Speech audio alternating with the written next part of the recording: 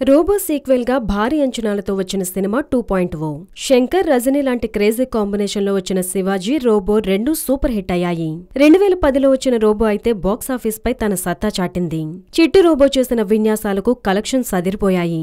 ఇక ఇప్పుడు ఆ సినిమా సీక్వెల్ గా 2.0 వచ్చింది. అయితే అమెరికాలో ప్రీమియర్స్ లో మంచి టాక్ తెచ్చుకున్న ఈ సినిమా ఇండియాలో మొదటాటకు ఓకే అన్న టాక్ తెచ్చుకుంది.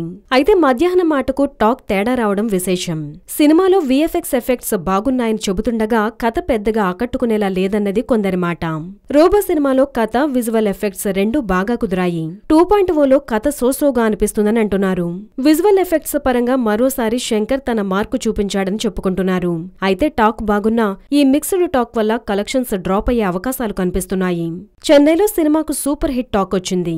2 తెలుగు రాష్ట్రాల్లో మాత్రం మిక్స్డ్ టాక్ నడుస్తోంది. అయితే అంచనాలు భారీగా పెట్టుకోవడం వల్లే సినిమా అద్భుతంగా ఉన్నా సరే ఇంకా ఏదో ఉంటుందని ప్రేక్షకులు ఫీల్ అయ్యారు తప్ప 2.0 రోబోకి పర్ఫెక్ట్ సీక్వెల్ అని కొందరు అభిప్రాయపడుతున్నారు.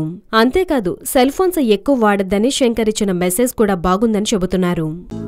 హలో, మిమ్మల్నే యోయో టీవీ యాప్ డౌన్లోడ్ చేసుకున్నారా? ఇంకా లేదా? మీ యాప్ స్టోర్ కి వెళ్ళి వెంటనే డౌన్లోడ్ చేసుకోండి.